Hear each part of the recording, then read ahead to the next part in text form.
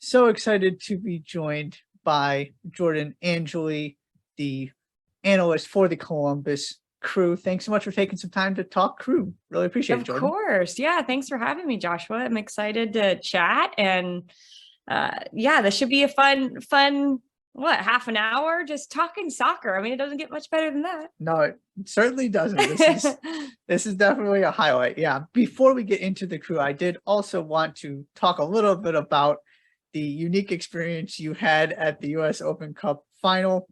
You were on Sacramento Republic fan duty, essentially hanging out with Sacramento fans as they were watching their USL Championship team play yet another MLS team trying to win a trophy. It looked incredible. What was that like for you? It was fun. I need to watch it back. I haven't actually watched to see what that segment looked like, but it felt wild in the moment, I think is the right way to describe it. It was really fun, and I was very thankful that I got to be a part of it, being able to cover the Open Cup in various ways this year was really enjoyable. First, as an analyst back in May, I called a couple of games as an analyst there. And then as a sideline reporter in the semifinal in Sacramento, which was a really awesome experience to see what that town had to offer as far as soccer experience goes. And they really brought it. It was such a fun atmosphere there and a huge win for them to get to the final. So to be able to go back there and to be with those fans in the convention center, which was moved there just a couple of days before because of the heat, it was awesome. There was about 6,000 people there, and to see them all supporting their team and to really know the game. They were very tuned in to when things were going right or wrong, or moments where they were a little bit nervous. You could hear them express those nerves. So I loved being there and getting to experience it. And that hit that I did at halftime, which was me just surrounded by crazy Sacramento Republic fans. Everybody was sitting down and cheering, like very active in the game during the first half. And then at halftime, there were people that went up. The vice mayor went up, and one of their former players, Cameron Iwasa, went up there, and they had mentioned, okay, there's going to be a hit on ESPN in, a couple minutes. And they said, ESPN, you can be on ESPN. And people just like swarmed to me. So yeah, it was a really cool experience, and it will be one that I don't think I'll ever forget. And what do you feel like the Sacramento fans took away at the end of the day? Obviously, they came up short. I would argue the scoreline was not anywhere near a fair one based on the way the game actually went. Orlando got their goals late, but coming that close, but also having that experience to sort of remember, what do you feel like the overall takeaway was from the fans you were with? The first word that comes to my head is just pride. They were very proud of their team. They knew that the run that they went on with the barriers that come with being a USL Championship team as compared to an MLS team. Those barriers, especially financially, are much different. And the final whistle blew, and everybody stood up, and everybody was cheering and waving their flags and clapping. And then I had just mentioned Cameron Iwasa, who is their leader in goals and minutes, and he just retired last year. He went up on the stage and was speaking to the fans right afterwards, and he said, I'm going to send a video of you guys to the team right now and just show them how much you support them and are proud of them, because it really did feel like that in that moment, that they were just extremely proud of the run that this team had, the fight, the togetherness, the belief in themselves. And so it was cool. And it does feel like a fan base who still very much believes that they should have an MLS team and are hopeful that they can have an MLS team. So yeah, I think a little bit of that was in there as well. And switching gears, your primary job, Columbus Crew TV analyst. So I want to focus on the Crew here for a little bit. Strange game in Montreal, red cards, late goals, had a little bit of everything. what was sort of your takeaway or your thoughts as you saw that play out, and now that you've had a little bit of time to sort of reflect and prepare for these upcoming games, on how Columbus should be feeling coming out of that result? Originally, if you think about that game, there's a couple of things that go into my brain. Going to Montreal is difficult. Columbus has only won there twice. So going there, and if you thought before that game on Friday, oh, you come away with the draw, I think you'd be pretty happy with that result. So you can't take that away just because there was some difficult circumstances in the way that the draw happened. So I do leave that, we do a segment in our pregame where it's one more thing that we want to say about the game. And mine was just points. And it didn't matter to me if it was 1 point or 3 points, because the run that the Crew are on right now with only one loss since May 21st, this is a team who is really difficult to beat, and especially away from home. So to go to Montreal and get a point, I really felt like that was going to be, before the game, a great result. An outstanding result would have been a win. So there was a lot of things I took away from that game. I loved the way that the Crew pressed Montreal. I felt like they made it very difficult for them in the first 25 minutes. Montreal then got a little bit better of a grip on the game, and we're finding some ways to break the Crew down. But I loved that there's going to be games like that. And there's going to be games where you maybe have an opponent who, Montreal is a really good team, and they are so well oiled in their progressions and how they can get the ball up on advance the ball on the field, that there are going to be games where the possession's 50-50, or the opponent then gets a few more chances than you get on goal. And yet to be the team who figures out a way on a set piece to go ahead and then right away capitalize again, that feels like a playoff game in ways, because that's the differences in really big playoff games. So with the Crew up 2-0, I think that's where a little bit of, we've heard the disappointment from the coaches and from the players as to how the draw happened. But those are very fixable things in a mentality that you can instill as players, that I feel like this team has that in them. So different takeaways, like any game, there's going to be multiple things that you take away. You want to make better, and you want to see improvement in the next game. But I would say, to be able to capitalize on a set piece that was very much worked on in the day before training, they worked on that exact same thing.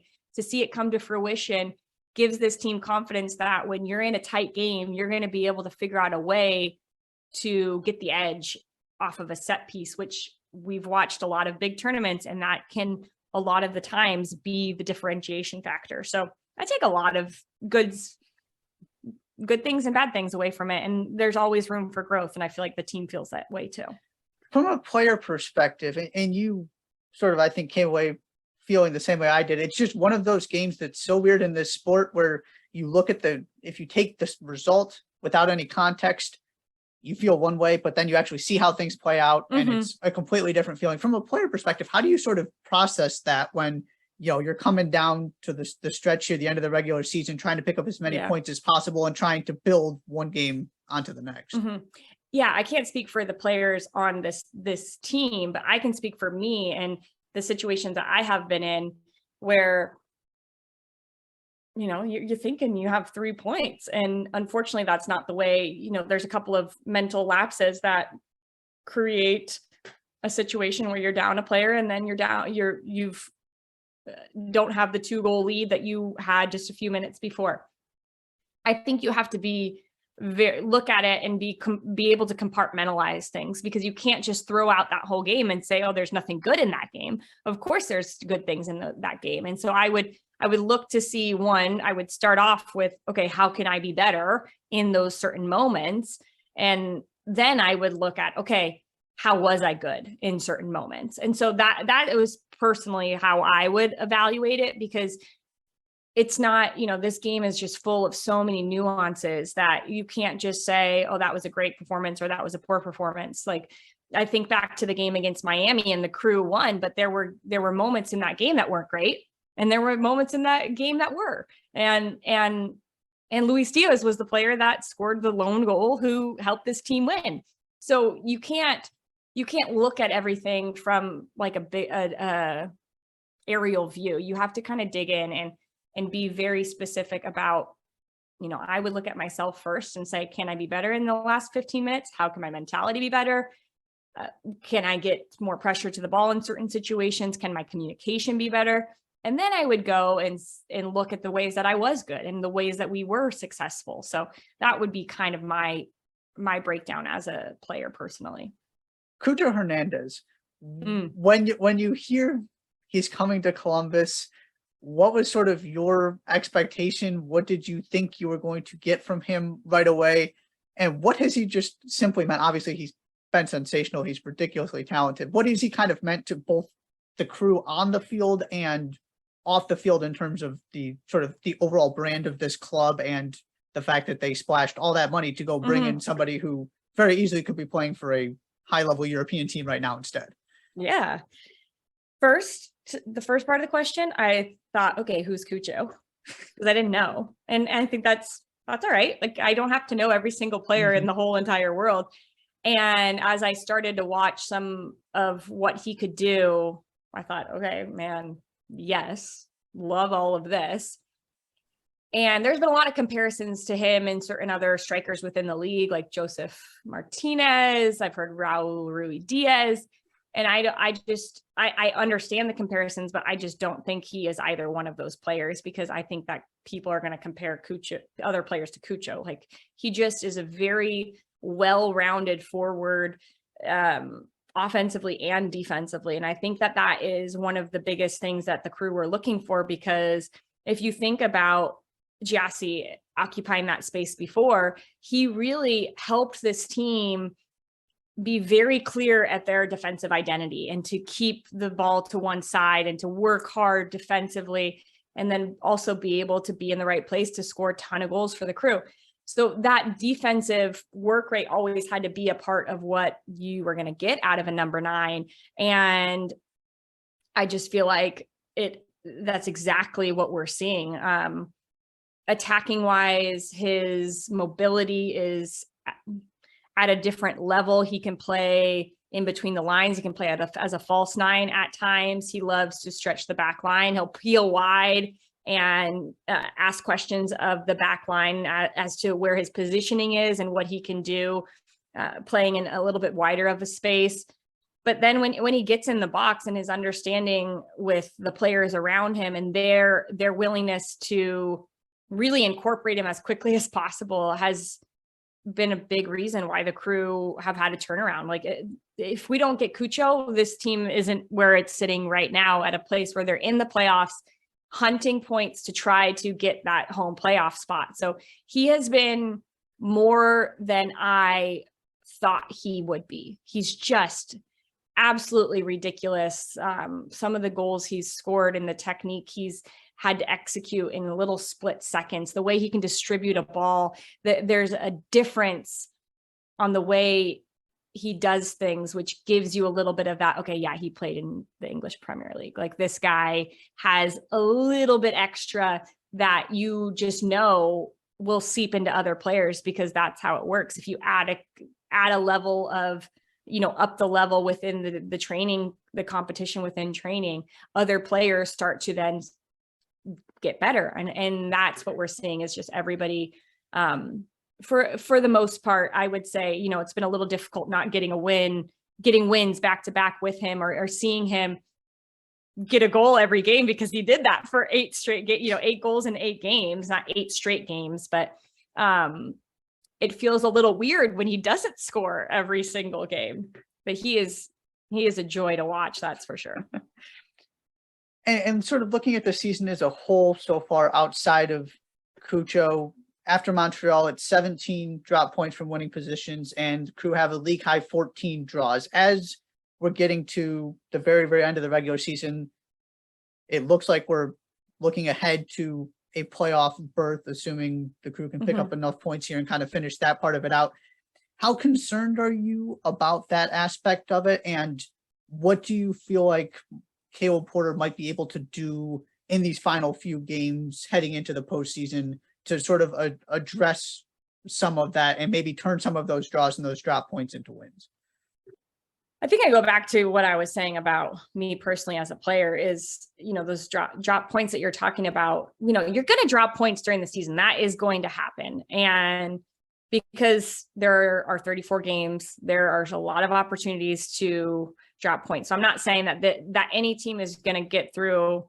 I don't know. I don't know if there is one team in MLS who hasn't dropped points from a winning position. So that's just an inevitable every year. But with this team, I do think I would look at myself like as an individual player. How can my mentality be a little bit better? How can I do the little nuanced things to have a better result in those last 15 minutes? I am sure I don't know every single detail of what this team works on, but how do you close out games winning when you're up a goal, when you're down a goal, those types of tactics of,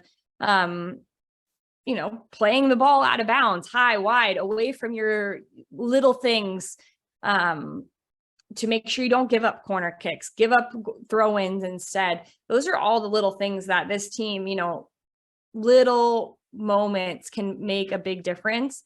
And yeah, I don't know. I am confident though that this group and the mentality and the way that they work together and really how close they are as a group, I think they're asking those questions of themselves, and they really know that this can be a very good group. So how do we get a little bit more out of ourselves? I'm not sure if that's the coach's responsibility all the time. I sometimes think it's a player's responsibility, because at the end of the day, whether it's 10 players like in the last game, or if it's 11 players, whoever is out there on the field, you have to believe in yourselves that you can close out games like they have this year, but to really hold on to that mentality and not the one where you feel like you're a little behind it and you're going to drop points. Looking at the Eastern Conference standings right now and kind of how this is shaping up in terms of the playoffs, there's this sort of 5, 6, 7 battle, and all these teams trying to catch the New York teams to potentially get that home playoff game. How important do you feel like this 5, 6, 7 order is from the Crew's perspective in terms of whether you're a 7 or a 5 seed, assuming you can't get home field? And sort of, is there a team you're looking at the top of the East that you feel like sets up best for a potential first round playoff matchup? Ooh, I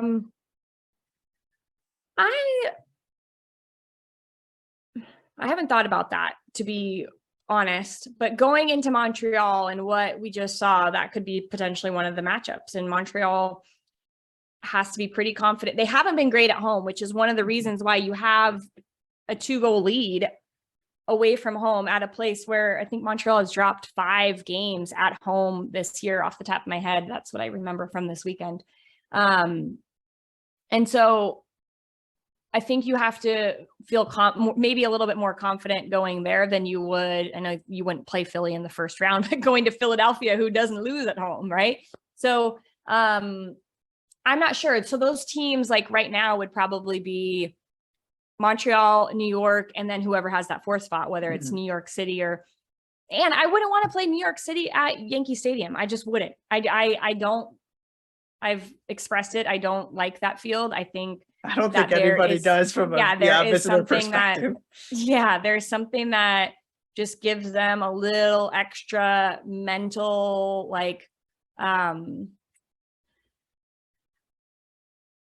edge when they play there, and which is what you want, exactly what you want in the playoffs. But I feel like if the Crew, they have an opportunity to push for that 4th spot, because nobody's really has shown that they are really going to hold on to it, especially the form that New York City's in. Orlando dropped points over the weekend. Cincinnati has been, like the Crew sometimes, and drawing one too many games. So it should be a really fun, kind of in ways, this is what we want, is like a little bit of excitement going into decision day, and then we'll see what happens. Kind of like the team did in 2020, where On the last day, they went from, I think, 6th to 3rd and hosted a home playoff game. And this, my thing since Cucho has got there is I feel like this crew team is very similar to the one that lifted MLS Cup. Not necessarily in the sense of I felt like that crew team when they were healthy all season was the best team in the league, and Darlington Nagbe got hurt and it didn't play out that way standings wise. This team obviously has sort of not been as consistent, but how dangerous do you feel like this team can be in the playoffs? Because I look at Cucho, I look at that midfield still, which is very similar to the one that won MLS Cup. You still got Eloy Room and net. And I've just always kind of thought from the minute Cucho was there, this is my dark horse that I would not be shocked if they end up in the conference finals. I'm with you. I think that this is a very good team. And when you have a very good team, I think that's why there's why there's so much expectation around them, why you don't think that they're going to drop points and when they're winning 2-0 away from home, because they have, you look at the back line, and I know that they've given up as of recently a few more goals, a lot of 2-2 draws, but this is a group who's difficult to break down, who has shown a real cohesion, the back line, whether it's Will Sands or Pedro Santos. It doesn't really matter on that left side. 2 really good options. And now with Pedro getting healthy, are we going to see Pedro potentially playing as a winger?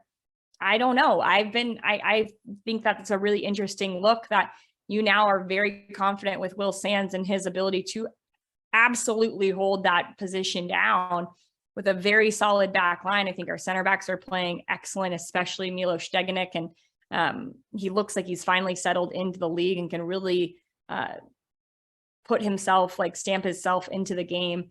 Steven Moreira now has 7 assists on the season. That's what this team, and the way that they want to play under Caleb Porter, inclusion of the outside backs, helping in the attacks.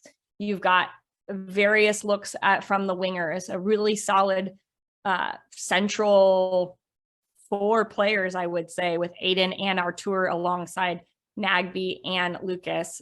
And what Lucas and Cucho can do when those 2 are clicking, it's unlike anybody else. And there was, when we played Cincinnati a few games ago at Cincy, there's a lot of talk about what those 3 up top had done together over the season with Brenner, Vasquez, and Acosta. And I looked at the numbers, and since Cucho came to the crew between July 9th and the date of that game, which I don't know off the top of my head right now, the second hell is real.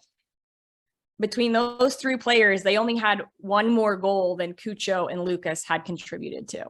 So those 2 can really be destructive. And that's what you want. This team, there's no doubt in my mind they can make a really good push in the playoffs. But I think that they need to continue to fight to get to that 4th spot, and a couple of big wins here in these last few games. It's nice having a game in hand as well. So a couple of good wins is exactly what you want going into a knockout style tournament. And final question on that note, again, thanks for your time, Jordan. What do you want to see as the regular season is coming to a close here? Obviously, it is so crucial in this league. History will tell you to be playing well going into the playoffs. Mm-hmm. Seeding means next to nothing once you get past, the first round or whatever. Exactly, right? What do you want to see from this team? What do you think Caleb Porter is hoping to see from this team to get in a position where you feel like heading into the playoffs, they are set up for that deep run? Mm-hmm. I would say probably a good balance of what they can do in attack. So being able to balance the push and counterattack with the possession and build. And that's when I think this team is the most dangerous, is when you just don't know how they're going to break you down.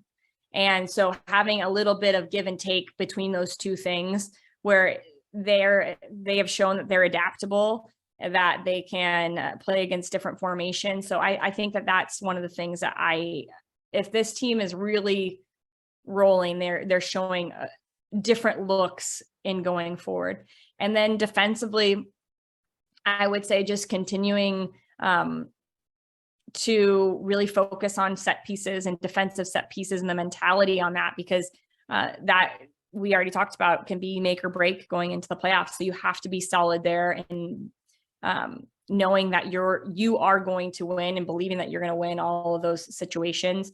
And yeah, just the togetherness as a unit, this team, when they are defensively cohesive and together, and they are humming, and it's hard to break them down. So yeah, I think those are the things that I'm really looking for and hopeful to see from this Crew team, because I know that they very well can execute that and make it very challenging on these Eastern opponents as they push towards the playoffs.